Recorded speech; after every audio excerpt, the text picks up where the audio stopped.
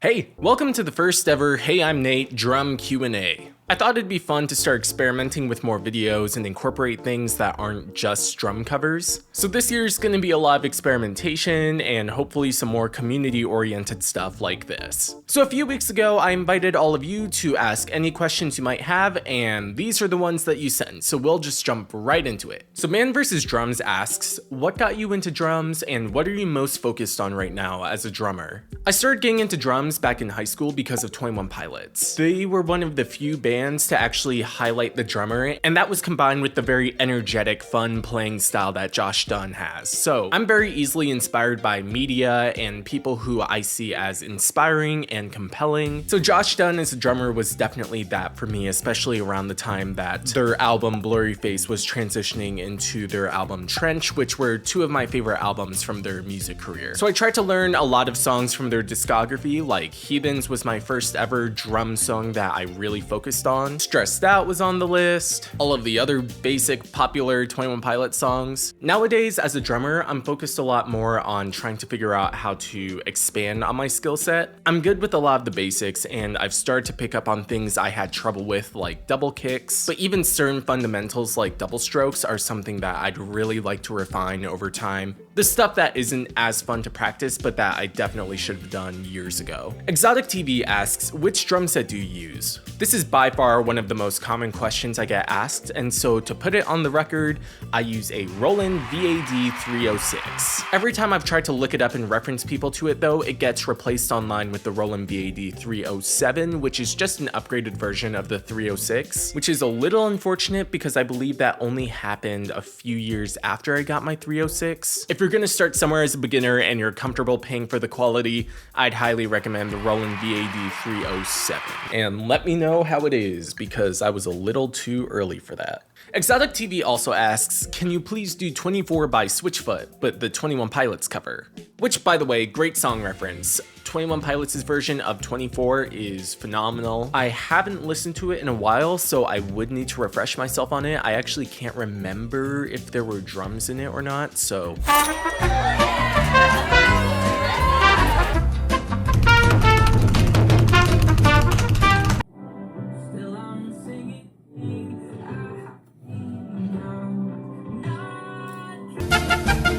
I'm always looking out for new suggestions, so if you have anything that you want me to play, feel free to comment it below.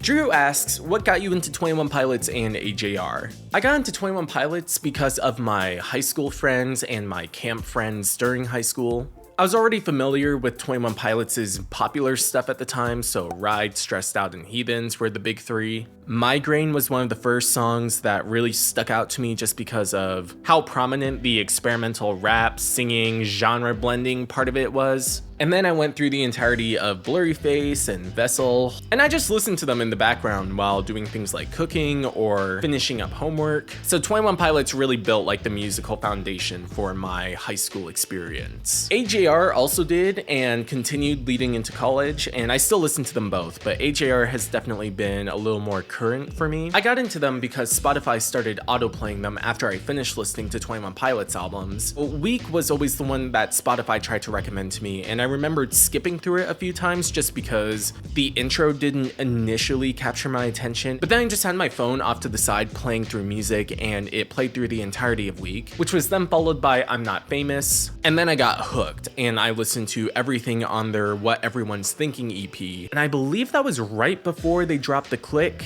which then got me into all their other stuff as the years went on. So that was really cool. I got to discover the band as they were heavily progressing in their music career, and now they are famous. They performed at the Hollywood Bowl. Kia's Life, sorry if I butchered that, asks, have you played on other items besides the one you use in your videos? And that is a great question. Let me grab these here. If I'm not using the drum kit, I'm typically using this beat pad here. I do that a lot in my music production sessions or when I'm jamming with friends and can't bring a whole drum kit. There's also a cajon over to the side. Very similarly to the beat pad, I've used this Akai MPK Mini. Looks like this. It's got 8 beat pads. So you can find that on some of my older videos as well on my old project Junimu on YouTube. And then lastly, I haven't gotten the chance to use this in a video yet, but there's this guy. Don't know what I'll use him for yet, but I got him as a Christmas gift. I like him a lot. I discovered him because my roommate in college actually had one of these on his desk, and I really like that you can get pretty good frog sound from these two things. So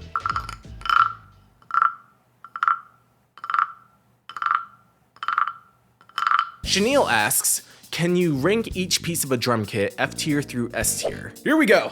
The kick drum is basically the main pulse of every song. It works by itself. It provides the foundation for every other piece of the kit to play off of. Easy S tier. Snare drum is also going to be S tier. You hear things like 4 on the floors, drum rolls, marching bands and stuff. They all typically use the snare drum. The rest of the snare on its own is present in every main genre like pop. The hi-hat we're gonna put at A tier because it doesn't have as much of a punch to it. It does still add a lot of the stylistic flair that's needed in order to really differentiate different beats from each other. You can get some nice splashy, trashy hi-hats, trap hi-hats. You got those nice crispy open hi-hats. We're gonna go ahead and put the floor tom at B tier. It's got a nice low thud to it, but as a foundational element, it's gonna get beaten out by the kick drum, especially because the floor tom tends to have a lot more of an echo and reverb to it, which makes everything sound very muddy and someone's spamming the bass in your ears. I love it a ton. I use it a lot to help support the kick drum, but it's more like a sidekick if anything else to me personally. I'm putting the ride cymbal at C tier because it also helps as a rhythmic element, but it can fill up too much space if it's not used correctly. It's got the ride bell as well, but that should also be used sparingly in my opinion. It's very easy to overdo it, so I'd put it at C tier along with the high tom. The high tom adds some differentiation. It helps to create the contrast between the floor tom. You can get a lot of really good fills just from the snare, the high tom, and the floor tom. Very controversially, I'm going to put the crash cymbals at D tier. Not necessarily because I think they're a D tier element, but because I want to fill out this list. They fill up a lot of space and they transition into the next sections, but they're not used all that often and can't be taken advantage of that often unless it's a big heavy drum breakdown or you just want to make a big impact. But otherwise, I don't use the crash a ton and I can't see it being as foundational to a lot of elements, and in my opinion, I don't like filling up songs with too much crash. It's a little too much. Lastly, before my camera dies here and I need to start the next section, the mid tom is going at F tier. I don't use it a ton. It's really only used for like the big rock fills. I could be wrong on that, but I don't think I use the mid tom that much, and it's got mid in the title. It's just not as prevalent as the high tom, and it's not as foundational as the floor tom. If you were to take that piece out, I could adapt. I wouldn't be mad about it. In a lot of cases with smaller kits that get sold, you see 3-piece drums and it's really just the high tom and the floor tom. I keep the mid tom seated on the bench until it's time to shine. Khalid Badaway, I hope I pronounced that correctly, asks, how did you learn drumming? Did you learn it academically or were you self-taught? I was self-taught, pretty much learned exclusively from just messing around with the kit and watching a lot of drum tutorials. So you might be familiar with the channel Drumeo. I learned all of my main beginner drum fills from there. I also won one of their drum tutorial books in a giveaway they were having on Instagram, so that was cool. But yeah, just a lot of playing around with songs. I don't do well when I need to sit down and look at a piece of sheet music and just try to get the little things right. I like just being more hands-on and learning as I go, so I just got playlists of my favorite songs and tried to do simple beats and then build on that. And that's kind of been the main process, which is probably why I don't have the fundamentals down. Last question is from Jack, who asks, what is your dream thing? Project, physical item, or otherwise that you want to create? I've got a couple things in mind right now. I'd love to figure out how to make some more easily accessible drum tutorial software because I don't have a lot of time to sit down and talk people through how to drum through things. But I feel like I can get into a zone where I can electronically show people how to play the drums, kind of like Guitar Hero. So that's one of the things that I'm currently looking into right now, and I'll probably update y'all as I continue to figure that out. Other than that, there are some instrumental albums that I'd love to create. I'm currently working on a video game themed one right now.